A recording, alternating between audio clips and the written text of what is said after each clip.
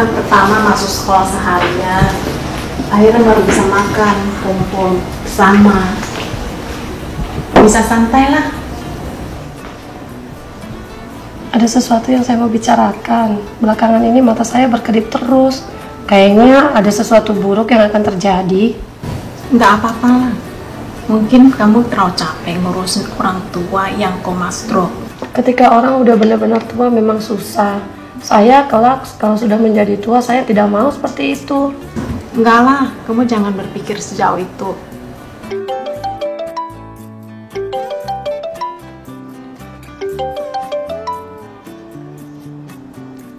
Ini bukannya hari ini kita ada janjian makan bersama? Kok sampai sekarang kamu belum datang sih? Maaf ya, saya lupa kalau hari ini mau ke rumah sakit untuk berpartisipasi dalam konsultasi perawatan medis yang telah ditetapkan. Maaf ya, hari ini tidak jadi ikut makan-makan. Lain kali aku yang traktir deh. Masalah apa lagi sih yang lebih penting daripada acara kita berkumpul-kumpul? Oh, ini sangat penting loh, karena sangat sulit membuat janji sama dokter. Saya sudah bikin janji sama dokternya hari ini. Sebelumnya saya sudah kasih brosurnya ke Secin kok. Brosur apa? Apakah ini Undang-Undang Hak Otonomi Pasien? Iya benar yang ini. Kalian baca dulu deh, lain kali kalau kita ketemu lagi baru saya jelasin ke kalian. Saya kasih tahu kalian ya, kita nikah ke Taiwan harus patuh sama suami, ibu bapak mertua, dan juga ibu bapak yang ada di Indonesia. Ketika saya lihat otonomi ini, yang mana kita boleh memutuskan untuk diri sendiri, saya langsung terkesan. Saya mau konsultasi dulu nih, jadi belum bisa makan bareng. Kalian harus meneliti dan memahami ini juga ya. Bye-bye. Oh, Undang-Undang Hak Otonomi Pasien.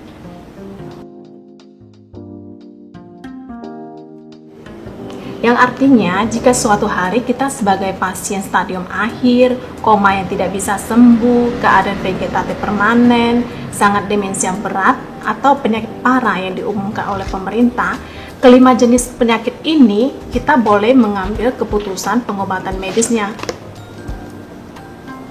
Tidak heran Aini berkata begitu, bahwa akhirnya semua keputusan harus diputuskan sendiri.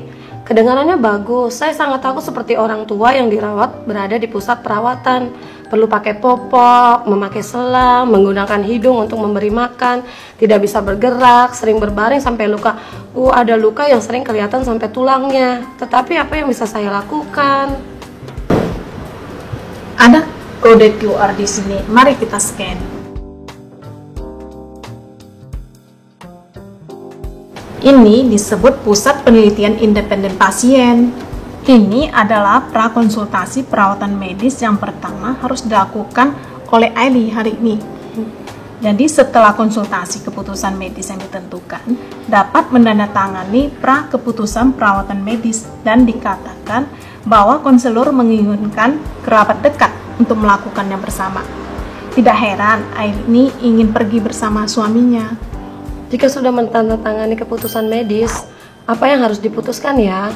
Anda boleh memutuskan apakah mau atau tidaknya perawatan mempertahankan hidup seperti distrom, CPR, alat bantuan pernapasan, bahkan nutrisi buatan dan pemberian makan cairan seperti tabung nasogastrik.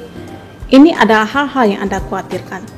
Anda dapat memilih dan tidak untuk menerimanya. Dulu nonton sinetron ada adegan melepas memberi pertolongan pertama. Apakah seperti itu? Nggak sama. Melepas memberikan pertolongan pertama hanya kepada pasien stadium akhir yang sekarat. Anda tidak boleh mengambil pertolongan pertama. Jika Anda tidak ingin seperti orang tua yang Anda rawat dalam keadaan koma, baring terus di sana, kita boleh mengambil keputusan sendiri. Jangan meminta keputusan dari anggota keluarga.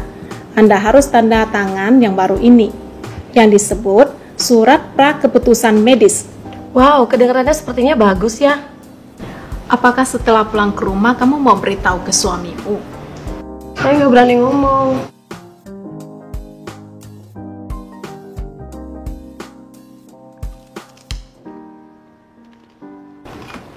Saya pikir ya, kamu harus memberitahu kepada suami kamu bahwa kamu baru saja konsultasi pra-perawatan medis dan mengatakan bahwa kamu harus membawa kerabat terdekat untuk pergi konsultasi bersama.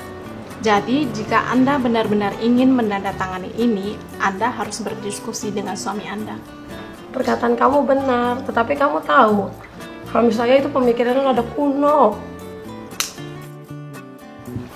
Saya pikir kamu harus konsultasi untuk komunikasi, karena Anda yang membuat keputusan ini. Sangat penting membiarkan suami dan anak mengetahui pemikiranmu itu. Lagi pula, konsultasi ini berbeda dengan yang lain. Ada dokter, perawat, dan pekerja sosial atau psikolog yang ikut berunding dengan suamimu. Katamu benar, tetapi jika ada perawat kesehatan profesional yang langsung berunding dengan suami saya, mungkin suami saya lebih bisa menerima ide saya. Kalau begitu, saya konsultasi kemana? Di sini ada, di mana dapat menandatangani AD.